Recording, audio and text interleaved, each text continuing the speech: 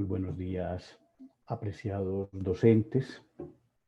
Soy el profesor Rubén Darío Ramírez Arroyave, docente adscrito al Departamento de Formación Pedagógica e Innovación Didáctica de la Universidad Católica Luis Amigó, sede Medellín. Es para mí muy grato poder estar con ustedes en este curso, en este módulo que iniciamos hoy sobre aprendizaje autónomo. Y lo que se pretende básicamente es que hagamos una reflexión como docentes sobre lo que significa el aprendizaje y lo que deviene de este desde el criterio de autonomía.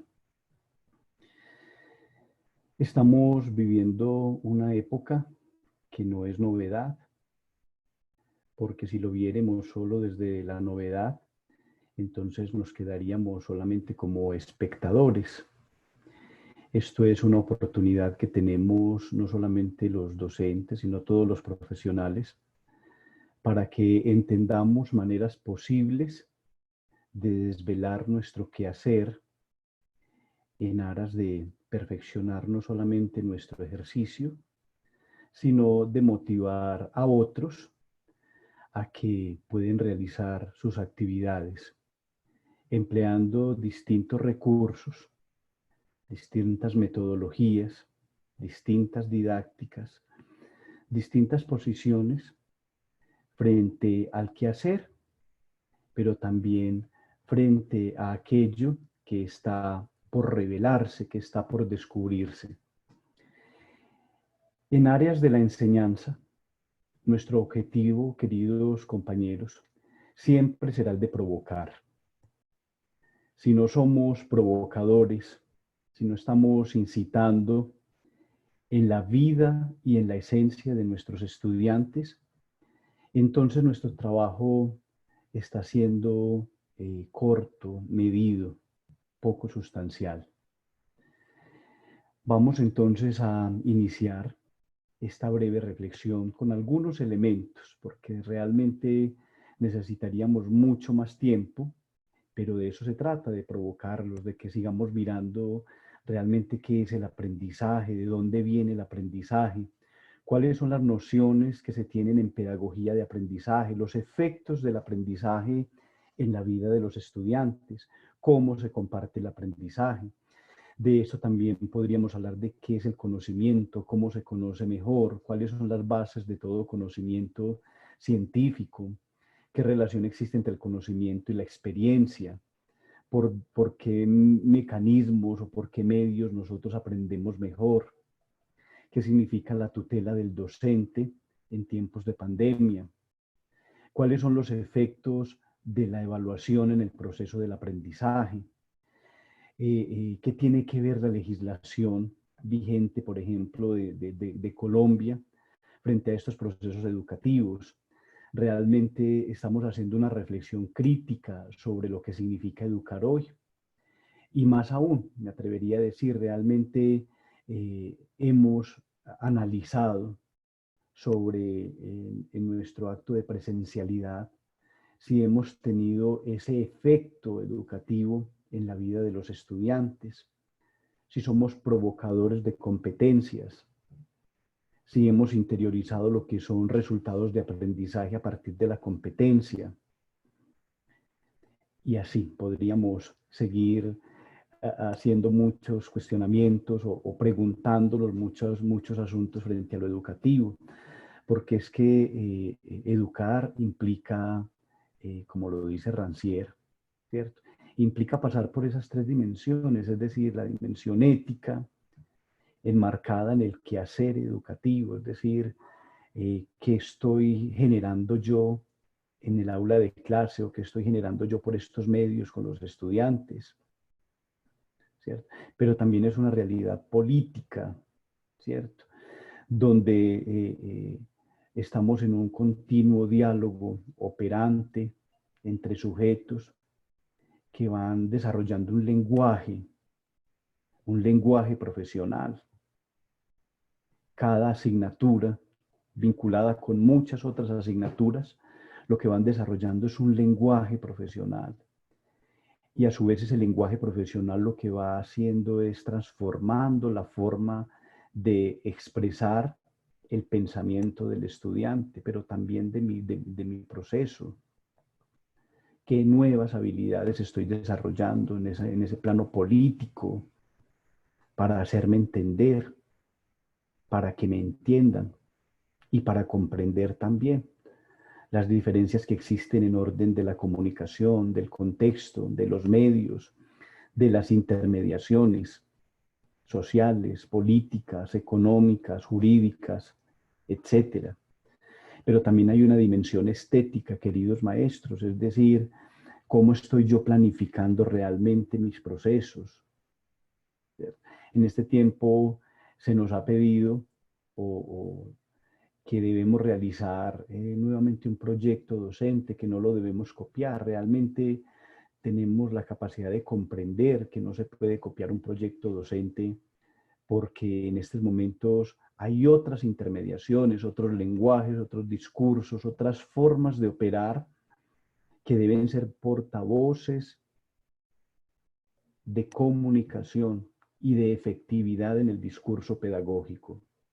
Porque es que ser maestro las agrupa, lo ético, lo político y lo estético. Nos vamos desarrollando, nos vamos equiparando en ese plano social con el resto del mundo en la calidad de nuestro discurso y de nuestro quehacer educativo. Apreciados maestros, pues el aprendizaje autónomo implica que nosotros seamos autónomos también y que seamos capaces de congregar a una comunidad académica o de congregarnos en una comunidad académica que hablamos un mismo lenguaje, aunque operemos de modos diversos, por supuesto. Entonces, esa es como mi reflexión inicial, que propongamos nuevas maneras de entender lo educativo a partir de mis propios criterios, de mi evolución en lo educativo, de que no veamos todos estos recursos como una dificultad absoluta y total, sino que lo veamos como una oportunidad para recrear el conocimiento. Vamos entonces a iniciar con una presentación donde logro abstraer algunos elementos esenciales de distintos teóricos que al final pues en la bibliografía aparecen en la presentación. Y como les dije pues inicialmente, se trata el asunto, mis queridos maestros, es de que reflexionemos, de que hagamos una reflexión y de que a partir de esa reflexión, pues nosotros, como lo plantea la física, pues realmente expandamos esa reflexión en nuestras actividades pues concretas, en nuestro ejercicio pedagógico. Aquí entonces iniciamos pues con esta presentación que se llama pues aprendizaje autónomo. Aquí tenemos una foto, quiero compartirles un poco, grosso modo pues está esa foto, que tiene mucho que ver con el aprendizaje autónomo. Para la Semana del Idioma, hace 3 años en la universidad, más o menos, invité a todos mis grupos, los que estaba ejerciendo mi ejercicio pedagógico, a que celebráramos el Día del Idioma de una manera distinta. Entonces tenía grupos de gestión educativa, de legislación educativa. Les dije, muchachos, vamos a caracterizar personajes de la literatura universal. Entonces, pues todos asombrados, ¿cómo así, profe? Sí, vamos a leer literatura, vamos a buscar un personaje entre todos que nos llame la atención, que nos guste, que nos provoque, y lo vas a caracterizar, es decir, vas a empezar a buscar atributos del personaje, quién es el personaje, qué hace, cómo piensa el personaje, cómo se vestiría el personaje. Entonces fue muy bonito porque ellos se metieron mucho en su asunto de búsqueda, y finalmente pues ese 23 de abril, todos los grupos, esa semana del idioma, porque no todos los grupos los tenía el 23 de abril, vinieron muy emocionados pues a hacer su presentación. Entonces teníamos a Hamlet, teníamos a Julieta, teníamos a diversos personajes de la literatura universal. Entonces fue muy bonito verlos a ellos vestidos del personaje, trajeron memofichas para entregarle a la gente, algunos declamaron, algunos en las cafeterías pues narraron quién era el personaje por ejemplo de Doña Bárbara seducía hombres, ¿cierto? Entonces, ¿qué aprendizaje queda de esta actividad? Que los muchachos pues se motivan y ellos buscan caminos para hacer, para producir, para desvelar mediante el lenguaje habilidades, competencias, cuánto no aprendimos nosotros ese día en literatura y ellos lo encarnaron, lo vivieron, lo manifestaron, lo expresaron, lo dijeron con su propio lenguaje y fuimos a oficinas, estuvimos en talento humano, estuvimos en los distintos espacios, en muchos espacios de la universidad y la gente estaba feliz de verlos, ¿cierto? Incluso muchos decían, ¿de dónde vienen? Entonces, ¿de qué grupo de teatro? Yo no, son estudiantes de licenciatura en educación infantil y son estudiantes de licenciatura en lenguas extranjeras. También había de teología, de filosofía. Fue una experiencia muy bonita que me gustó mucho iniciar con esto porque es una forma distinta de enseñar, ¿cierto? De cautivar la atención del estudiante, de provocarlos.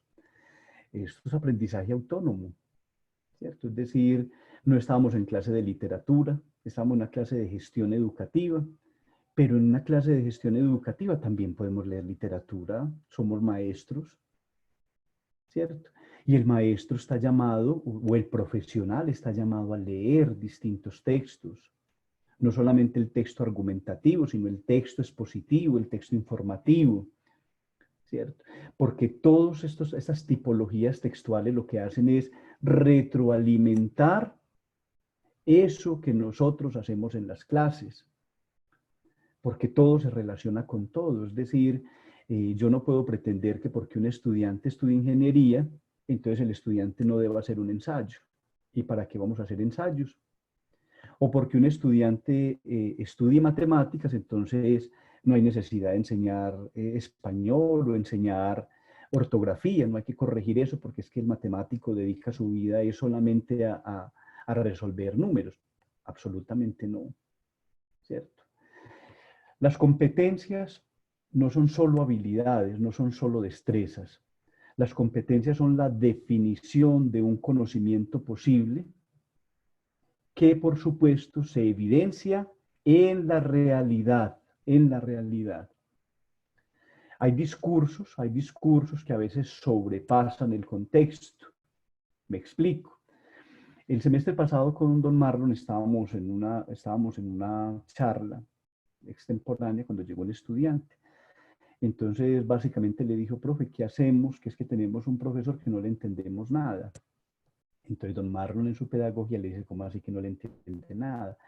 Y dice, si lo que él habla en su lenguaje, en su lenguaje.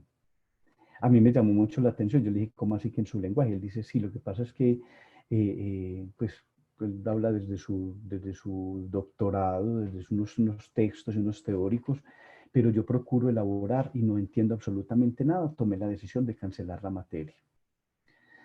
El contexto es muy importante. El contexto tiene sentido con el lenguaje. Van Dijk, el teórico maravilloso de la lingüística, nos habla de la contextualización del lenguaje, es decir, qué es lo que yo quiero decir, cómo lo voy a decir y para qué lo voy a decir. Y si nosotros como maestros pensamos en esa situación, vamos a decir, pero es que eso es lo mismo que la evaluación. Claro, es desvelar el conocimiento, dejar que aflore el conocimiento, porque si no aflora el conocimiento, entonces podríamos decir a ciencia cierta que no estamos logrando nuestro objetivo del todo. Entonces vamos a decir, muchachos, pues que el aprendizaje autónomo es un proceso, por supuesto, ¿cierto? Todo es proceso. Y las personas que saben de este asunto dirían, pero ¿qué es un proceso? ¿Y cómo se constituye un proceso? Yo simplemente les digo pues que en educación el proceso es la capacidad de ir hilando discursos, hilando discursos, no discursos soterrados, ni discursos ajenos a la realidad, ni discursos ajenos a la comunidad académica. ¿Cierto? Porque es que todo, vuelvo y le repito, todo se relaciona con todo. Y estamos formando personas integrales. ¿Cierto? Entonces, este proceso que permite una autorregulación del aprendizaje y una toma de conciencia de procesos cognitivos, pero además socioafectivos. Algo que los estudiantes resaltaron, mucho de los estudiantes resaltaron el acompañamiento el semestre pasado, y eso nos parecía bonito. Es decir, una Maritza Carrillo, por ejemplo, en educación, que es una mujer activa, que le gusta estar con sus amigos, que invita a profesores, que camina por un lado, que camina por el otro, que trae panes de su pueblo, que invita a café. Escribir, profe, yo me he sentido acompañada, ¿cierto? Mis profesores han estado ahí, ¿cierto? Y por eso decido seguir, ¿cierto? Por eso quiero continuar, porque me doy cuenta de que la educación no está implícita solamente en un lugar geográfico, sino que la educación tiene que trascender el cuadro en el que a veces nosotros nos encerramos para hacer monólogos educativos. La educación es un asunto que tiene que provocar y que tiene que desvelar el sentir del estudiante. ¿Hacia dónde voy yo? ¿Cuál es la meta que realmente me circunda a mí? ¿Y qué significan mis profesores en estos procesos de conocimiento, pero también en estas relaciones que yo voy estableciendo con los demás? Esta toma de conciencia es lo que se llama metacognición, por supuesto, ¿cierto? La toma de conciencia de lo que yo voy construyendo, lo que yo voy constituyendo en mi proceso formativo, es decir, las palabras que van haciendo eco en mi mente y las palabras que ya no son novedad porque se vuelven el día a día del quehacer educativo, el día a día del quehacer educativo, lo que yo soy como persona, pero también eso que yo voy hilando en un proceso de formación profesional. Y ahí es cuando entonces las competencias dejan de ser competencias simplemente como definición para procurar hacer resultados de aprendizaje, porque el resultado de aprendizaje, la evidencia no está en una planilla de notas o por supuesto en unos resultados netamente evaluativos que se conservan en los anaqueles institucionales. Los resultados de aprendizaje pues, se van a convertir en la referencia, ¿cierto?, que se evidencia en cada estudiante, en su ejercicio profesional. ¿Dónde está el esfuerzo pedagógico nuestro? En este caso, muchachos, está orientado a la formación de sujetos centrados en resolver aspectos concretos de su propio aprendizaje. Y no solo en resolver una tarea determinada. Ese es el error. Y eso no es aprendizaje autónomo. No es una tarea. Esta tarea para hacerla tal día. La tarea se hace, muchachos, seamos honestos. Algunos hasta las mandarán a hacer. ¿Cierto? Pero yo como docente, ¿cómo voy evidenciando que realmente estoy provocando a estos estudiantes para que realmente tomen conciencia de lo que es su proceso formativo? Por eso nosotros debemos ser personas que constantemente estamos llevando a que el estudiante se cuestione, revise, planifique, controle y evalúe su propia acción de aprendizaje. Entonces, aquí entonces ya hablamos de unos niveles mucho más profundos. Entonces, niveles de comprensión y de control de aprendizaje. ¿Cuáles son las dimensiones de este aprendizaje autónomo, apreciados compañeros? Ya insinué algunos elementos ahorita, pues las dimensiones políticas, las relaciones que se establecen entre las personas, mi rol de docente y el rol del estudiante. El rol de docente que debe ser absolutamente concreto, pero que debe ser una persona con una capacidad de interferencia, de diálogo con el conocimiento. Y cuando uno dialoga con el conocimiento, deja de decir 2x al cuadrado más 2x más c para trascender un poco más el asunto, ¿cierto? Para trascender el asunto. Los juegos del lenguaje que nos plantea Wittgenstein, por ejemplo, la lógica del discurso, aquellos elementos que yo voy denotando en el día a día, en mi ejercicio pedagógico, deben ir calando en la conciencia interpretativa de los estudiantes, y eso son competencias. El MEN hace muchísimo tiempo está hablando, desarrollemos y planteemos competencias. Cuando uno habla de competencias genéricas, eso lo voy a hablar más adelante, competencias genéricas, uno dice, ¿qué tanto provoco yo en el estudiante, por ejemplo, la capacidad de interpretar? Pero ¿cómo voy a interpretar si no leemos textos? O si estoy releyendo los textos de hace 40 años o de hace 30 años. Bueno, es decir, ¿dónde está la provocación, la innovación? ¿Cuántos textos míos están leyendo los estudiantes? Fragmentos de lo que yo pienso sobre lo educativo. Esa dimensión moral, lo moral, que es tan bonito. Lo moral es el actuar, mis decisiones en el actuar. El anillo de Gilges que nos propone Platón, un anillo que tú te lo pones y si lo giras te haces invisible.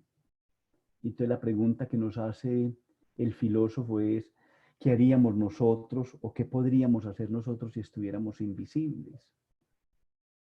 ¿Cierto? Entonces él dice, pues la moral es eso, que actuemos siempre, siempre como si pudiéramos hacernos invisibles de la misma manera como si nos estuvieran viendo. Es la responsabilidad de nuestro ejercicio. Esto no se reduce solamente a pesos, sino que hay una responsabilidad social en nuestras manos.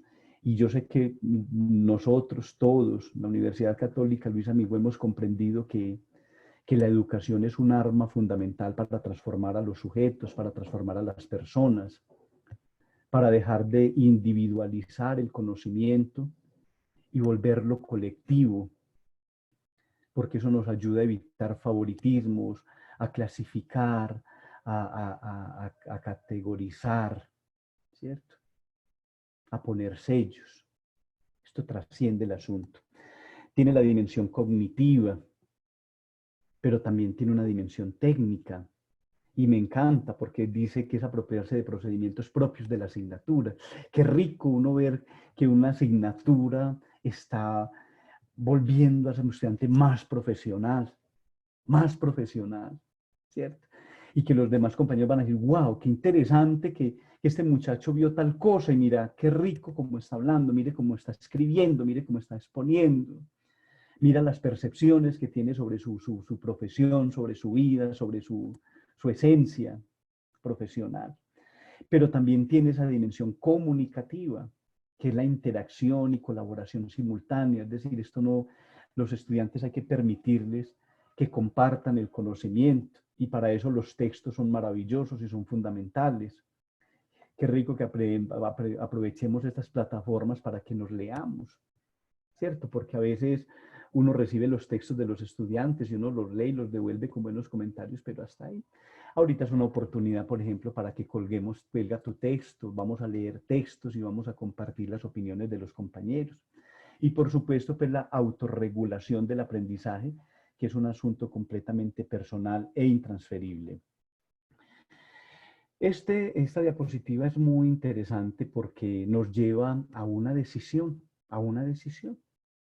Y es que el aprendizaje no solo es memorizar, sino también es entender, adaptar. Es una palabra maravillosa, adaptar. Que en pedagogía, ¿qué significa adaptar? Que todos los conocimientos que trae un estudiante son supremamente importantes, porque con base en ellos es que trabajamos, ¿cierto? Con base en lo que traen, ¿cierto? Hay estudiantes enamorados de la poesía, de la literatura, de la narrativa, de la filosofía, de la psicología, sin ser estudiantes de psicología. Y uno dice, wow, qué rico, es decir, vamos a aprovechar todo esto, es decir, ¿qué sabes de esto? ¿Para qué te ha servido esto? ¿A qué te ha llevado a asimilar esto? Entonces aquí es donde yo digo, ¿qué estrategias, qué técnicas puedo emplear yo como maestro para que todo este grupo de este pensamiento divergente me ayude como a desarrollar un proceso de clase interesante, desarrollar ese proceso autónomo? Y hay una pregunta fundamental, maestros. ¿Es tarea de los profesores universitarios orientar a sus estudiantes para que aprendan a aprender de manera autónoma? Muchachos, es una pregunta muy interesante. Es decir, hemos desarrollado nosotros esa capacidad, la hemos pensado, lo hemos contemplado en nuestro ejercicio formativo. ¿Cuántas veces en nuestras planificaciones estamos teniendo en cuenta este concepto? Es decir, voy a provocar en mis estudiantes tales asuntos, voy a llevarlos a hacer una relación, ¿sí?, de autonomía.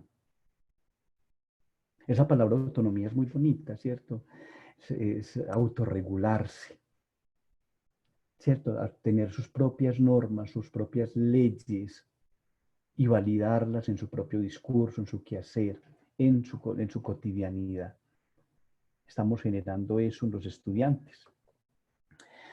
Aquí pues hay dos diapositivas, o bueno, una diapositiva con dos fragmentos muy interesantes. Lo primero es que debemos llevar a los estudiantes a vivir o a tener una experiencia en su quehacer cotidiano.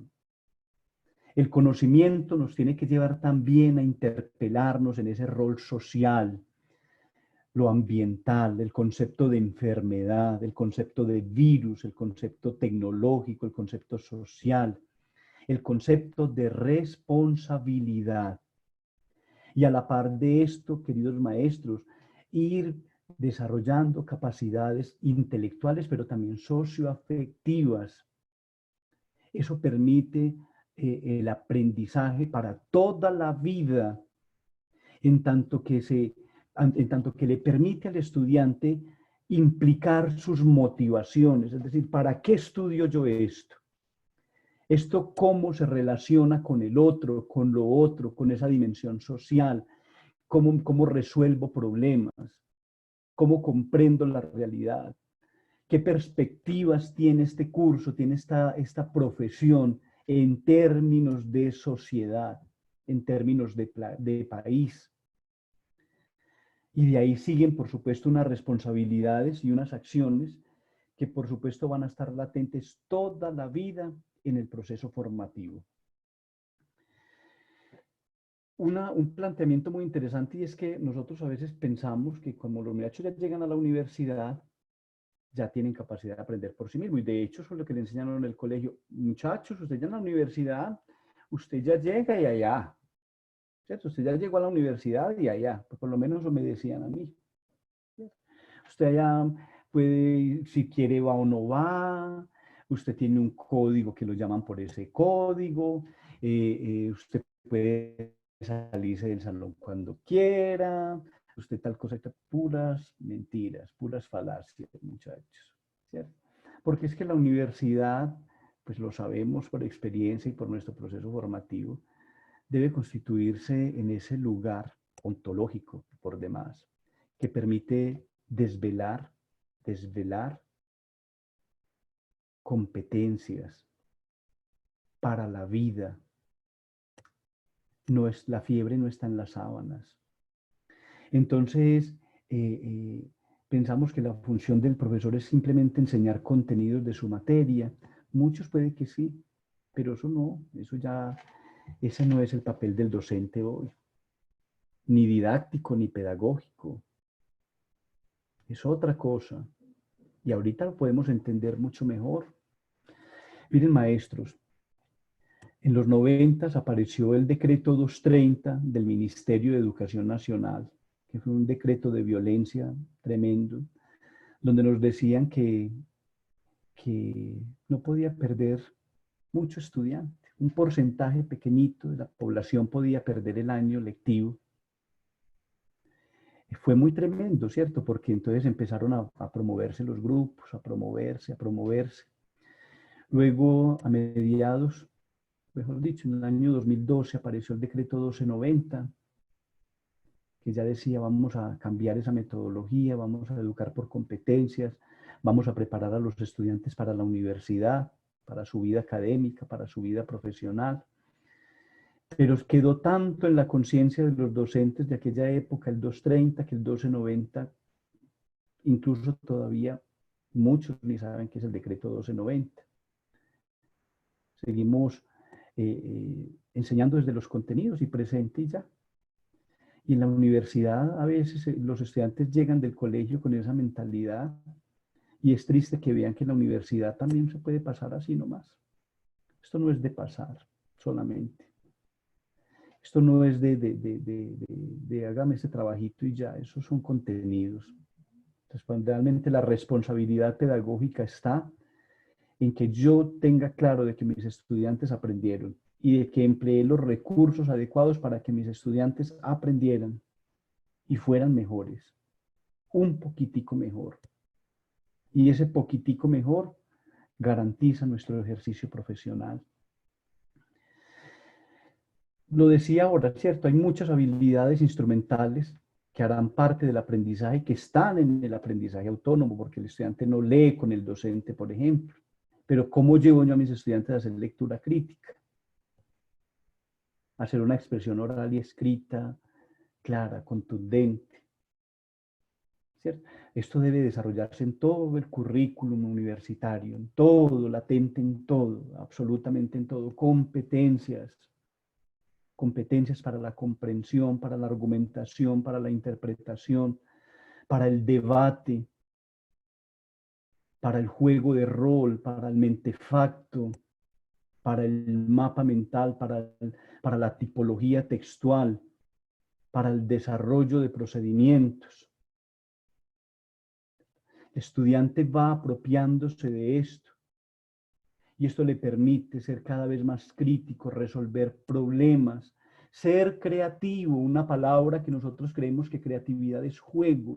La creatividad es, perdónenme que sea tan obvio, la creación, es la novedad, no la novedad del espectador en el centro comercial, sino la novedad de aquello que realmente me está provocando, me está animando, me está instaurando una nueva forma de vida en mi conciencia. Es decir, soy una persona que va encaminada al desarrollo de su profesión, resultado de aprendizaje.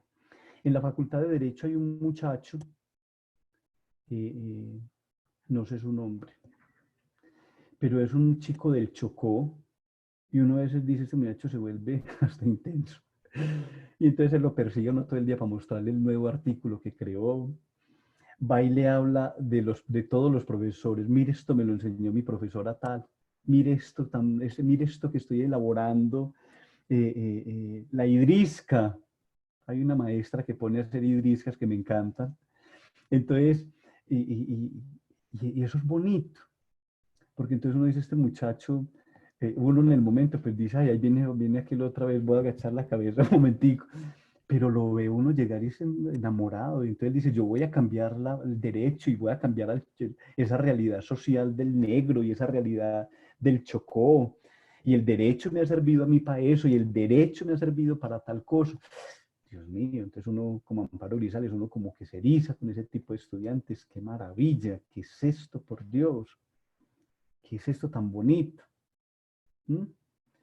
De comunicación, una docente, que tampoco recuerdo el nombre, me invitó a dar un taller de habilidades comunicativas en un grupo. Estuve 2 horas con ellos y fue tan bonito que ellos reconozcan en el lenguaje la esencia de su profesión. Y entonces empiezan a mostrar documentos, a mostrar cositas, y mira esto y mira lo otro, ¿qué te parece? Muchachos, provocar, enamorar, cautivar. Porque cuando uno hace eso, el concepto de autonomía o de aprendizaje autónomo se vuelve otra cosa. Lo hemos logrado. Este muchacho sale de la clase y se va enloquecido a compartir lo que aprendió. A compartir lo que aprendió, lo que vivió en el aula de clase, lo que dinamizó este curso. Entonces uno empieza a decir, ay, bueno, entonces ya estoy aplicando los tipos de aprendizaje. Que uno, diríamos, vamos a preguntarle a los profesores de la universidad qué tipos de aprendizajes hay.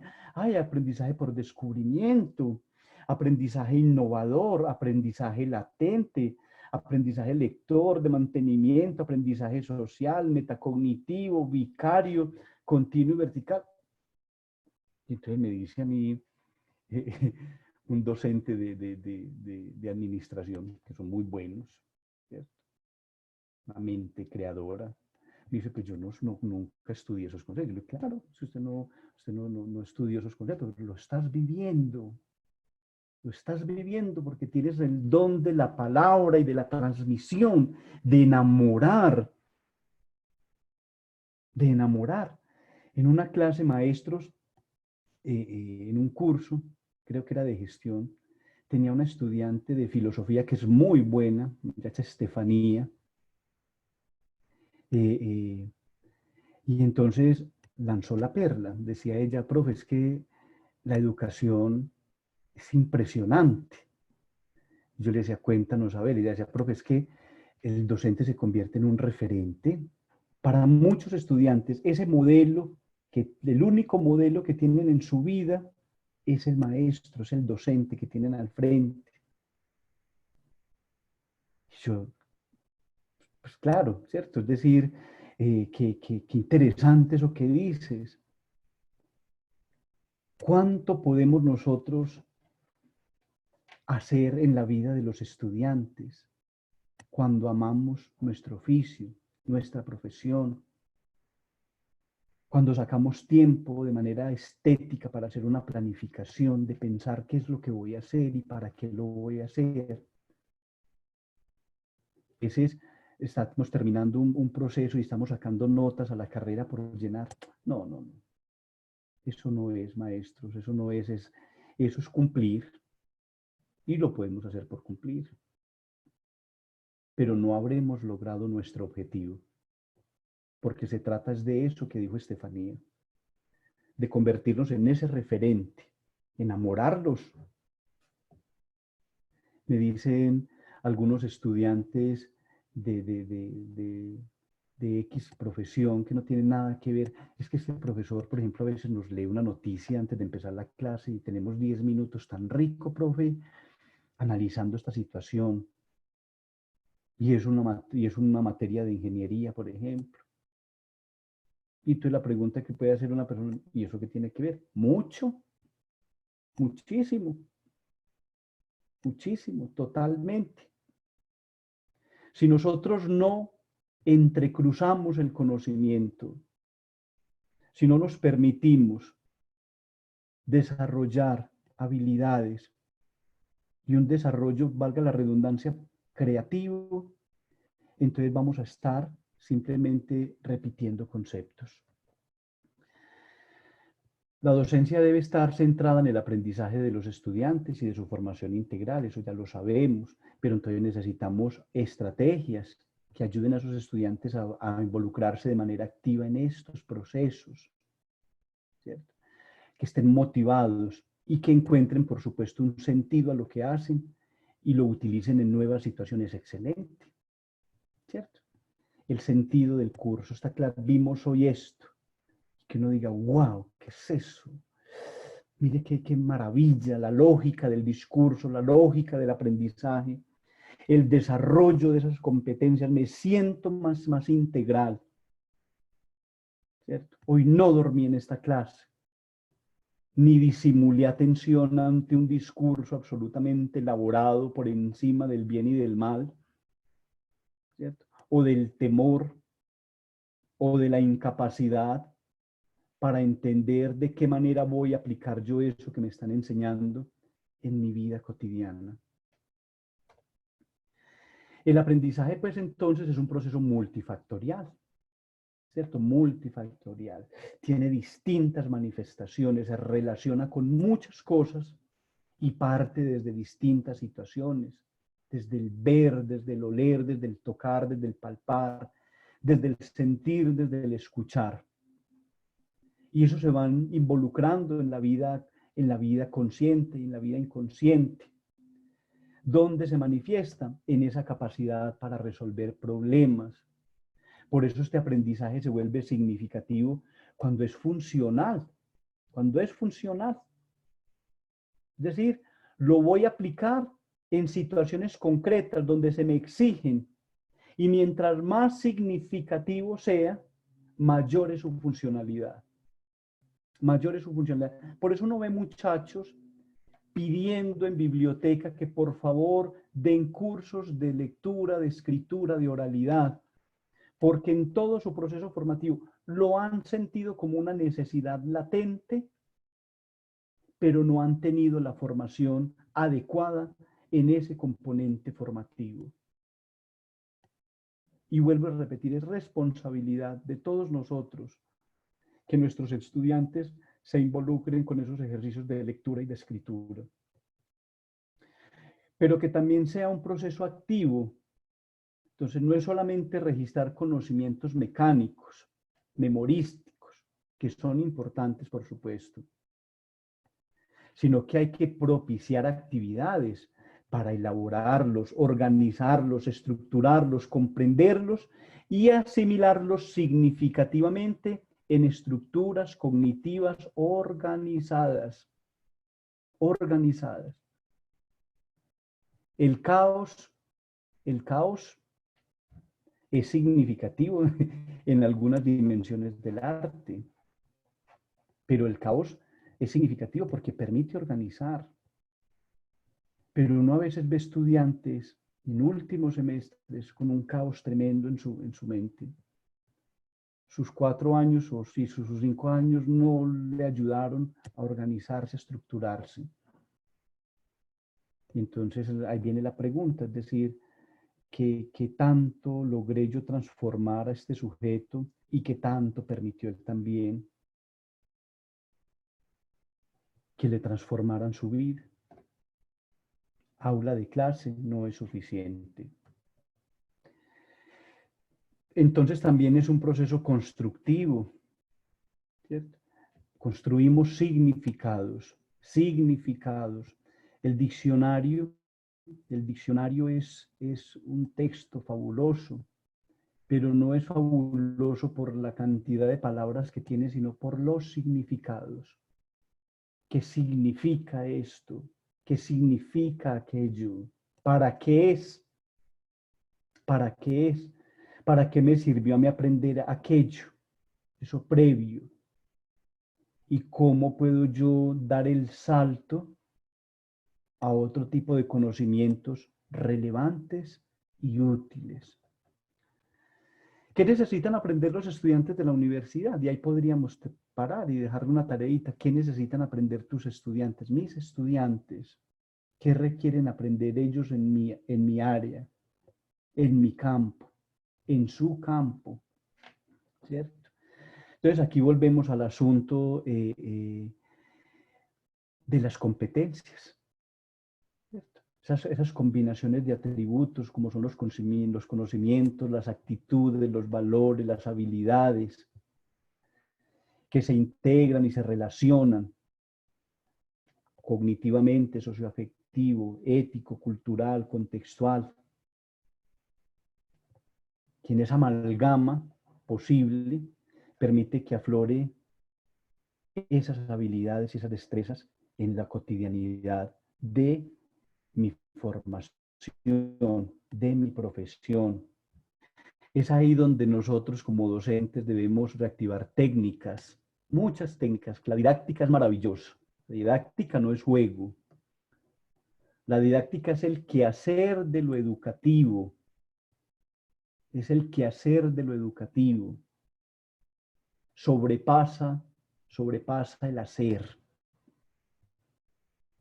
Porque lo didáctico desvela de manera integral no solamente mis procesos pedagógicos, sino lo que los estudiantes entregan.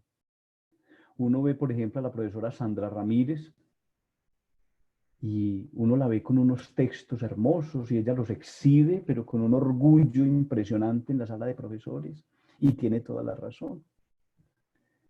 Ahí se desvela el sentir de sus estudiantes, la psicología, la pedagogía, la infancia, latentes en una cantidad de imágenes, en textos forrados, con láminas, con imágenes, con figuras, con textos, ¿cierto?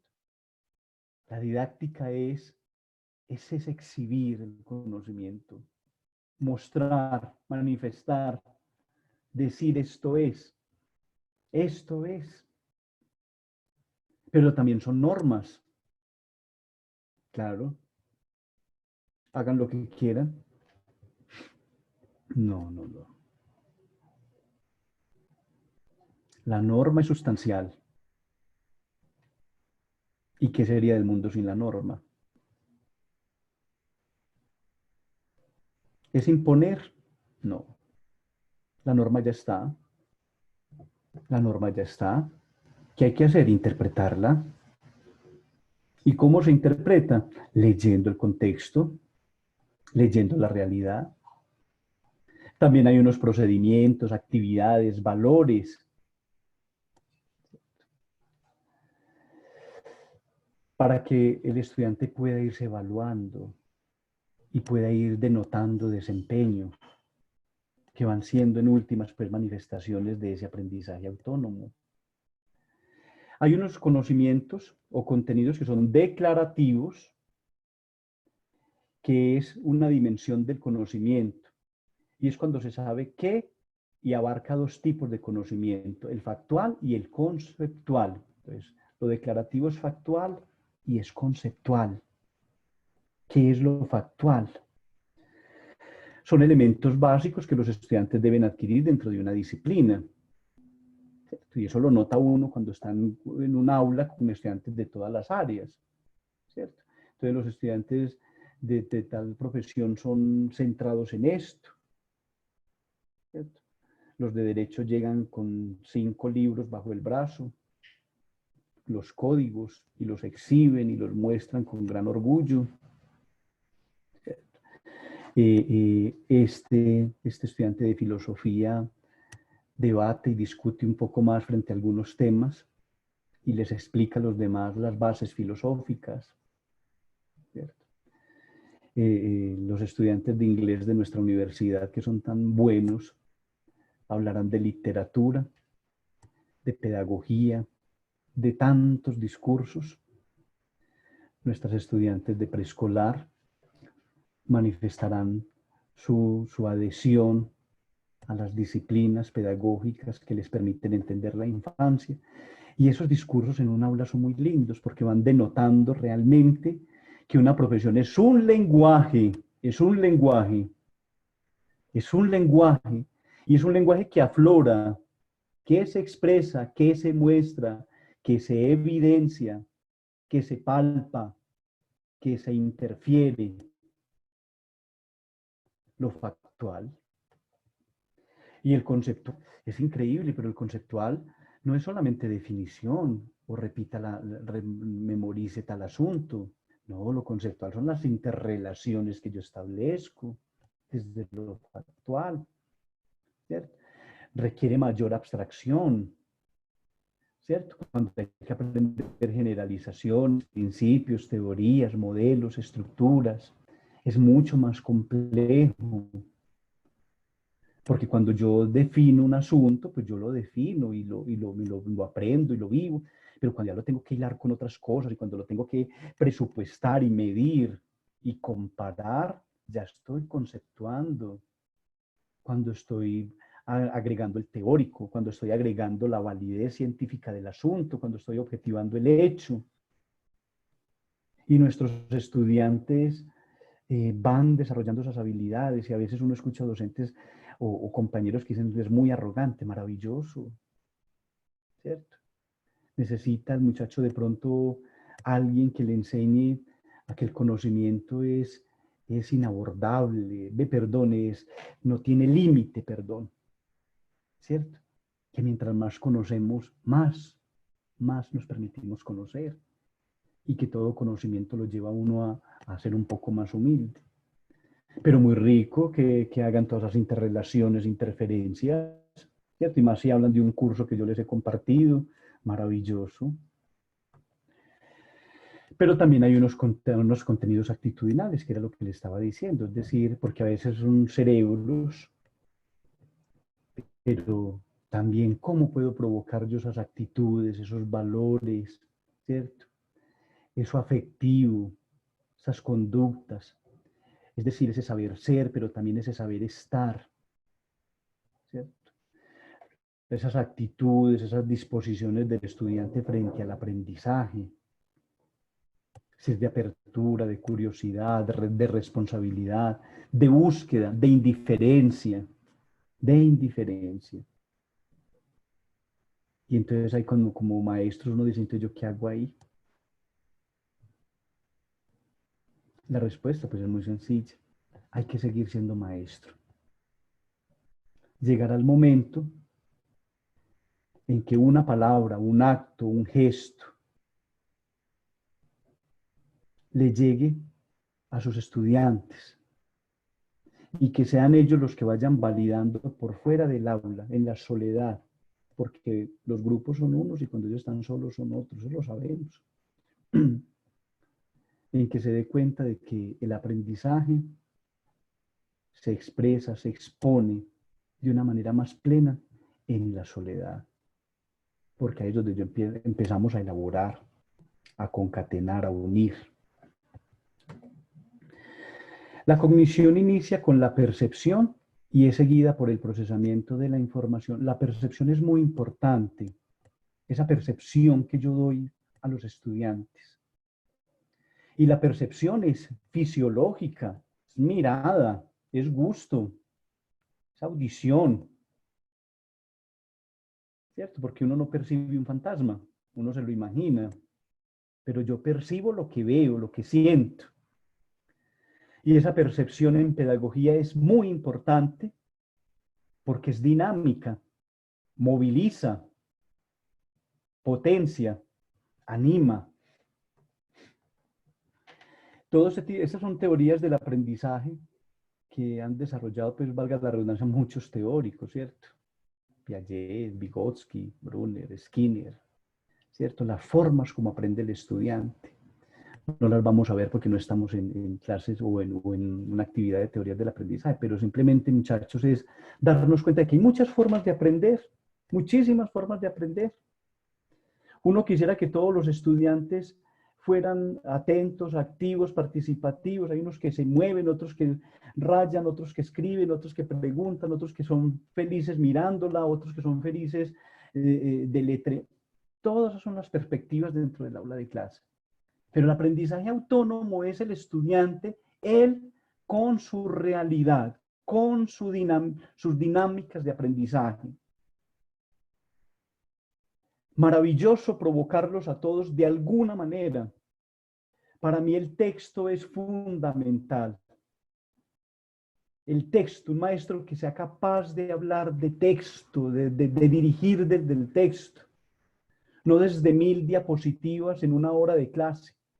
El texto, el narrar, el contar, el comunicar, el decir, el proponer, ¿cierto? El conocer, la comparación, la clasificación de conceptos, la toma de decisiones, pensamiento crítico, creatividad, metacognición, ¿cierto? Que unos autores que hacen una lista maravillosa de qué se necesita para aprender. Y miren, muchachos, que son palabras, verbos maravillosos que uno debería disfrutar de manera pasional. Imagínense el percibir. ¿Qué es percibir, por Dios bendito? ¿Qué es deducir, asociar, comparar, interpretar, generalizar, analizar, relacionar, evaluar, sintetizar, observar, expresar, crear, clasificar? Es la lista de ellos. Nosotros tenemos nuestros verbos, los tenemos claros. ¿Qué necesitan mis estudiantes para aprender? ¿Qué necesito yo para aprender? Ver, observar, dinamizar, cultivar, escribir, provocar, diseñar, hacer. Cuando uno va a las ferias que hacen en la universidad, por ejemplo, de facultades como de ingeniería, de arquitectura, es un deleite ver las maquetas y a uno no le pasa por la cabeza haciendo una cosa de esas, por ejemplo, ¿cierto? Pero uno dice, wow, qué rico. Todo el diseño, la métrica, la medida. Pero lo que más es hermoso es ver la obra, la creación. Y detrás de eso, ¿quién estuvo? Un maestro, un docente, que aparte de ser arquitecto enseñó a ser, ¿cierto? Y uno dice, qué necesitaría yo para aprender a hacer todo eso? Ahí está la respuesta que me daría ese maestro, ¿cierto? En gastronomía. Muchachos, tenemos todo a la mano para provocar, para mostrar.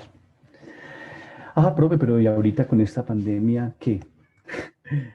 Ahí es donde está la realidad y la conciencia y la interferencia con los medios, la disposición y el amor.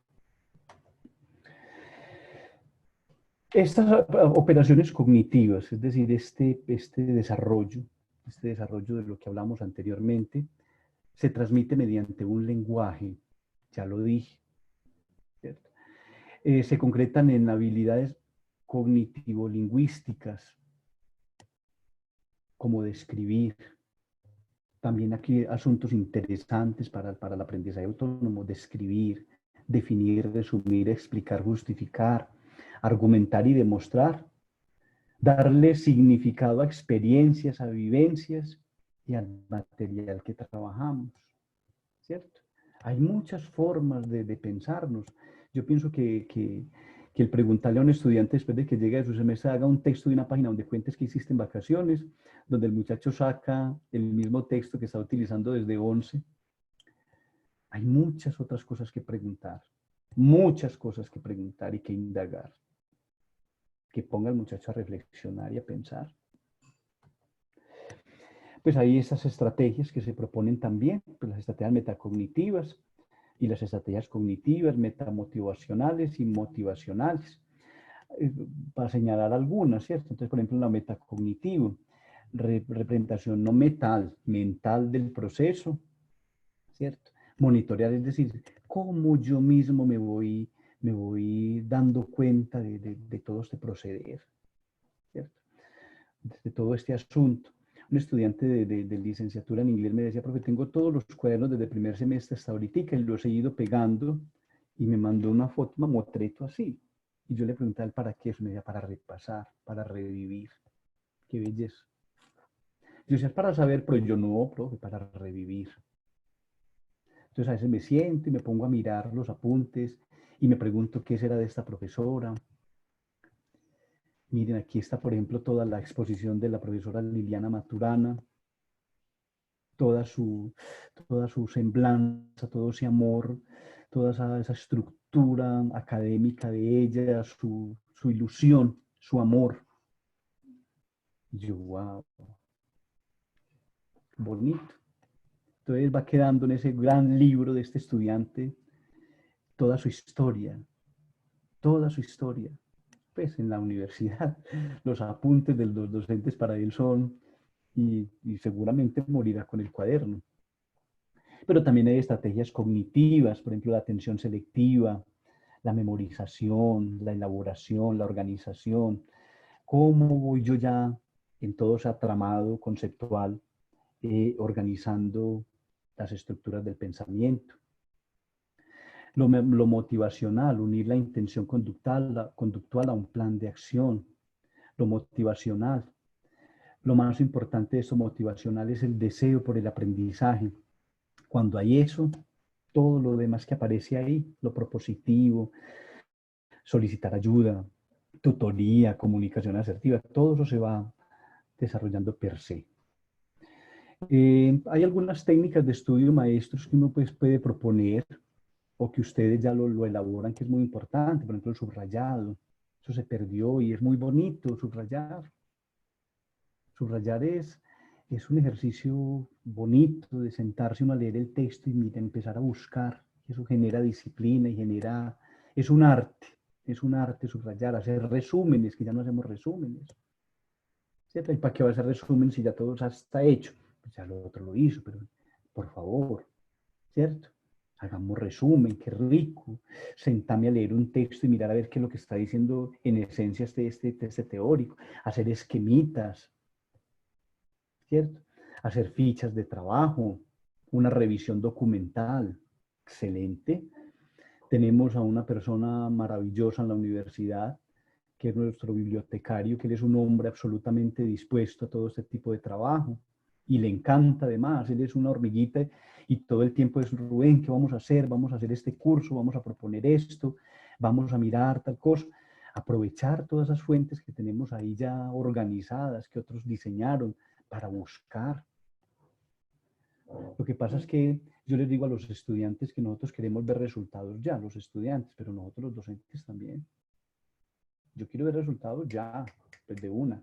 Eso no, eso es procesual, con tiempo.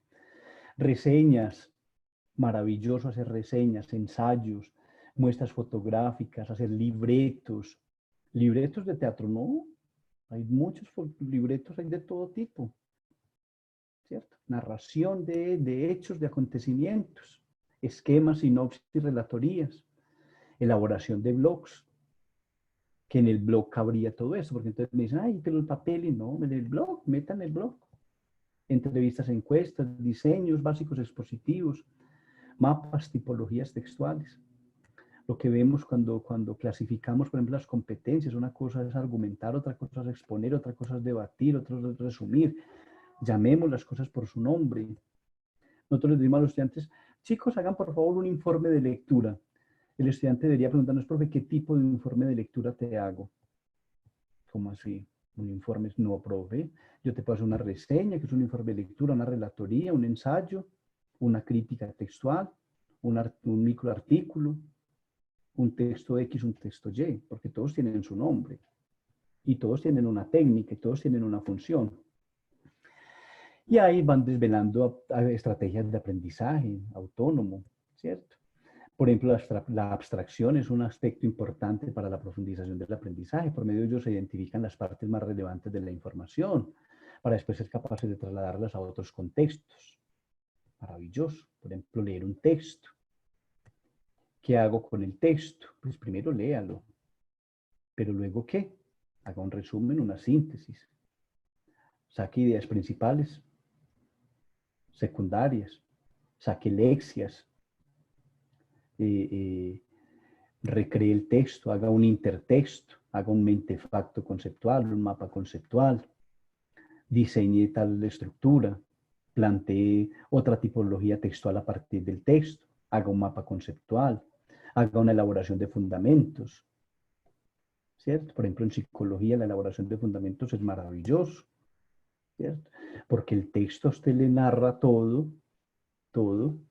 pero usted va a empezar a fundamentar el texto, a sacar su propio texto, a modo de diccionario puede ser, o a modo de definiciones concretas en su quehacer, ¿cierto? Entonces yo empiezo ya a desarrollar contenidos y aplicar competencias.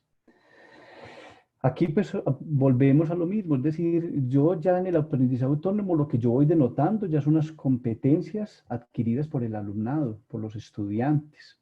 Y recuerden, competencias genéricas y específicas. Las genéricas son interpretar, argumentar, proponer y las específicas son propias de su profesión. En derecho tenemos nuestras propias competencias, pero en psicología tienen sus propias competencias. Los licenciados tenemos nuestras propias competencias específicas. ¿Sí? Enseñar, formar, evaluar, más las genéricas que son interpretar, argumentar, proponer. ¿Cómo las diseño yo? Eso lo veremos en el próximo módulo. Contexto de aprendizaje en un aula ordinaria. El contexto. Es decir, ¿dónde provoco?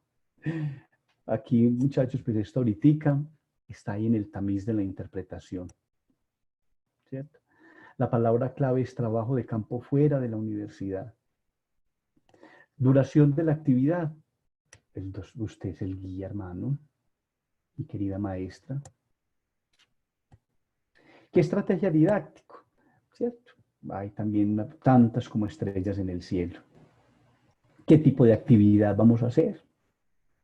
¿Cierto? Una asimilativa, como leer, ver, escuchar, manejo de información, obtener información, manipular, clasificar, analizar, aplicar prácticas, si es comunicativa, si es discusión, presentación, debate, si es productiva.